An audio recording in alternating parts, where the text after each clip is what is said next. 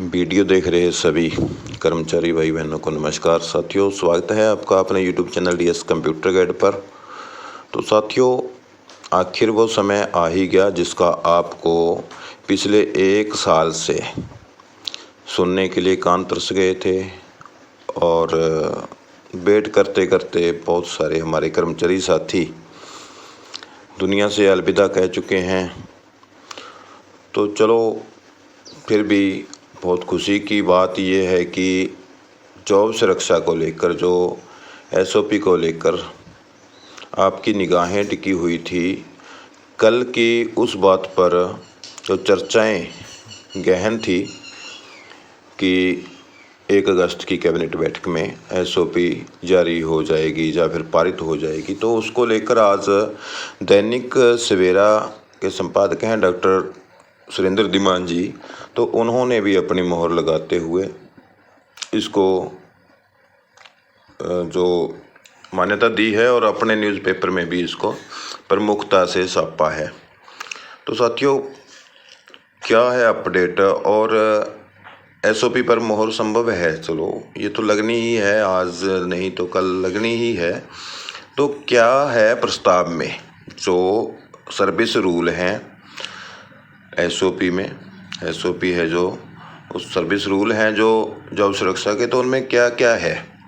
सबसे मेन विषय ये है, आपको डीए कितना मिलना है, तो और अन्य लाभ एचआरए टीए जो भी है वो क्या क्या है, और थोड़ी जानकारी आपको देने की कोशिश करेंगे।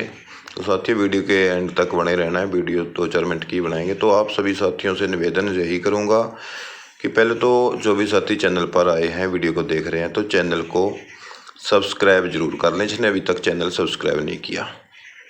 देरी न करते हुए साथियों आपको दिखाते हैं। तो यहाँ पर आप साथियों देख सकते हैं, हरियाणा के 1.20 लाख अस्थायी कर्मचारी को सुरक्षित सेवा देने के नियमों को मिल सकती है मंजूरी। तो जो आज माननीय मुख्यमंत्री की अध्यक्षता में मंत्रिमंडल की एक बैठक बुलाई गई है, तो 15 दिन पहले ही इसका नोटिफिकेशन जारी हुआ था, बैठक का 15-20 दिन पहले। तो आज बैठक है जो उसमें सबसे जो मेन मुद्दा है, जो सभी की जुबान पर है, वो चाहे कर्मचारी हो चाहे वो न्यूज़पेपर वाले हमारे साथी, मीडिया साथी हैं, उन्होंने भी पहले ही जब ये नोटिफिकेशन जारी हुआ था उस समय ही प्रकाशित कर दिया था कि इसमें मेन एजेंडा एसओपी रहने वाला है। तो अभी ये विषय देखने वाला होगा मीटिंग के दौरान कि मीटिंग में क्या क्या चर्चा होती है।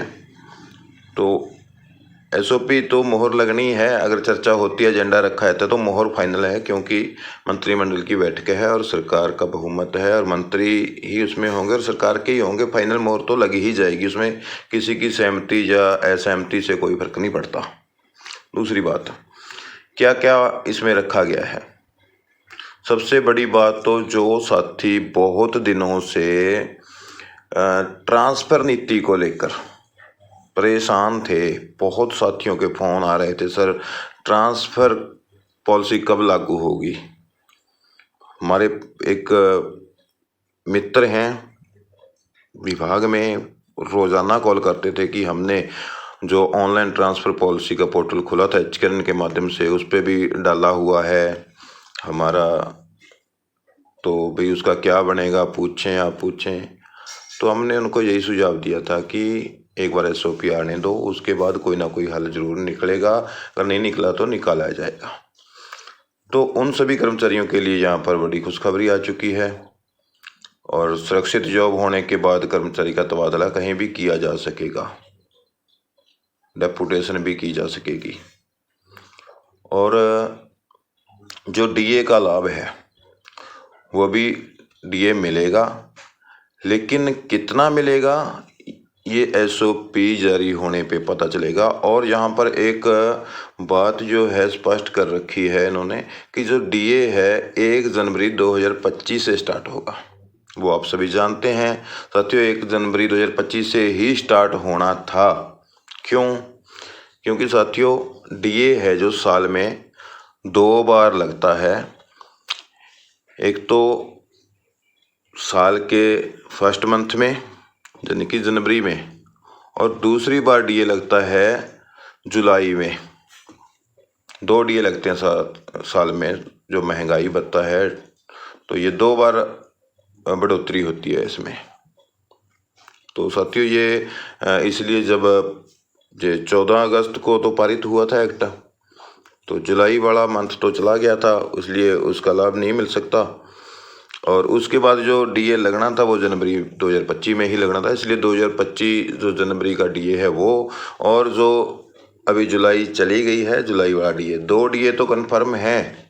वो पिछली बार जनवरी का 2% लगा था, तो अभी जुलाई का कितने % लगाते हैं वो अभी उसका नोटिफिकेशन नहीं आया है। तो ये 2 डीए तो कन्फर्म है। बाकी एसओपी में पता चलेगा कि डीए कितने % आपको पूरा, जैसे कि वो लेटर जारी हुए था डिपार्टमेंट पंचायती विभाग डीडीपीओ महोदय द्वारा, तो उनके अकॉर्डिंग तो यही लगता है कि जैसे हमारी बात हुई थी कई संगठन के प्रमुख साथियों से कि अगर कहीं ना कहीं से उनको कुछ न्यूज़ मिली थी तभी उन अधिकारियों ने 55% डीए लिखा था। अदरवाइज बिना किसी इन्फॉर्मेशन के, बिना किसी सरकार की परमिशन से, गाइडलाइन के, कोई अधिकारी अपनी मनमर्जी से 55% डीए लिख करके किसी भी कर्मचारी को गुमराह नहीं कर सकता। हालांकि उसमें ये लाइन भी लिखी गई थी, अगर कि एसओपी में अगर ये लाभ नहीं दिया गया तो तुरंत प्रभाव से रिकवरी कर ली जाएगी। लेकिन रिकवरी वाला ठीक है, लेकिन वो 55% डीए जो लिखा गया था तो वो किस रूल के तहत या फिर किस जो इंस्ट्रक्शंस थी, कौन सी इंस्ट्रक्शंस थी, कौन सी गाइडलाइन थी वो, जिनके अकॉर्डिंग 55% लिखा गया। तो उम्मीद है कि डीए आपको बढ़िया मिल सकता है, लेकिन पक्का नहीं कह सकते कि कितना मिलेगा। उम्मीद है कि बढ़िया डीए आपको मिल सकता है। और साथियों इसमें सुरक्षित सेवा के जो महत्वपूर्ण कुछ नियम है, पहले आप ये भी देख सकते हैं, बहुत सारे साथी सवाल करते हैं इनको लेकर भी। अभी जो एक्ट में लिखा गया था उसके अनुसार यहाँ पर दैनिक सवेरा जो लगातार अनुबंधित कर्मचारियों की आवाज़ को उठाता रहा है, बहुत बहुत धन्यवाद करते हैं डॉक्टर सुरेंद्र धीमान जी का, बहुत साथ दिया है कर्मचारियों का इन्होंने। तो इन्होंने क्या लिखा है कि सुरक्षित सेवा 15 अगस्त 2024 तक 5 साल की सेवा पूरी करने वाले उन अस्थायी कर्मचारियों को मिलेगी जिनका मासिक वेतन 50,000 रुपये तक का था। कॉलेजों और तकनीकी कॉलेजों के शिक्षकों के लिए अलग से कानून बनाया हुआ है। ये भी बात आप स्पष्ट यहाँ पर देख सकते हैं साथियों, यहाँ जो लिखी है दैनिक सवेरा ने, तो कहा गया है कि कॉलेज और जो टेक्निकल कॉलेज हैं उनके लिए जो शिक्षक हैं उनके लिए अलग से कानून बनाया हुआ है।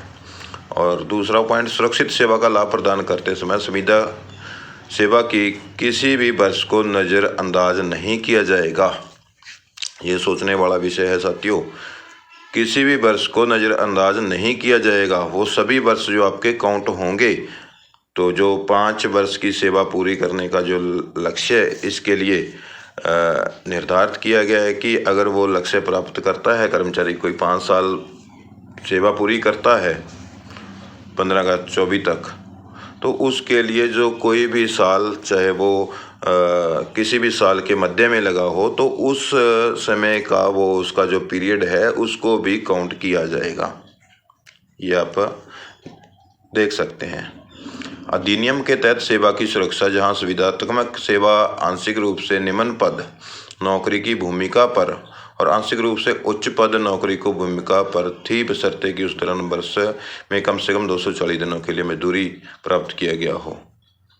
तो इस पर जो निम्नतर स्तर पर पद पर थी और आंशिक रूप से उच्चतर स्तर पर थी, ऐसे मामले में सुविधा कर्मचारी के नाम पर उस समतुल्य पद के लिए विचार किया जाएगा। तो साथियों जो जैसे कि कोई बड़े पद पर पहले कर्मचारी तैनात हुआ, उसके बाद उसकी सेवा को किसी अन्य विभाग में ट्रांसफ़र कर दिया गया, या फिर हटा के उसको बदल दिया गया, या एक्सपीरियंस का पहले बड़े पद का था बाद में छोटे पद पर लगा है वो, तो उस जो बड़े पद का था उन पर भी विचार किया जा सकता है, उनकी गणना की जाए कि कौन से पद पर ज़्यादा कार्य किया है, एक्सपीरियंस कौन से पद का ज़्यादा है, तो उस पर वो निर्णय सरकार ने लेना है और विभाग ने लेना है।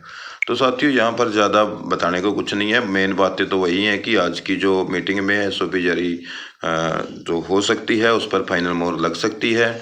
और मेन चीज़ें इसमें जो है डीए भी मिलेगा और जनवरी 2025 से स्टार्ट होगा और जुलाई का भी मिलेगा। तो ये 2 डीए तो लगे ही चुके हैं, कन्फर्म है। उसके बाद जितने % भी सरकार डीए देती है एसओपी में आ जाएगा। और दूसरी बात, जो साथी ट्रांसफ़र पॉलिसी को लेकर परेशान थे उनके लिए बड़ी खुशखबरी है, ट्रांसफ़र पॉलिसी का भी इसमें प्रस्ताव है। तो साथियों नेक्स्ट वीडियो में एक और नई अपडेट के साथ जल्द हाजिर होंगे, जब एसओपी में रूल क्या है, कितने % ये मिलेगा, एसओपी जारी हो जाती है तो तभी वीडियो बनाएंगे। तो तब तक आप खुश रहें, स्वस्थ रहें। देखें आज की मीटिंग की अपडेट साथियों। मिलते हैं नेक्स्ट वीडियो में। धन्यवाद।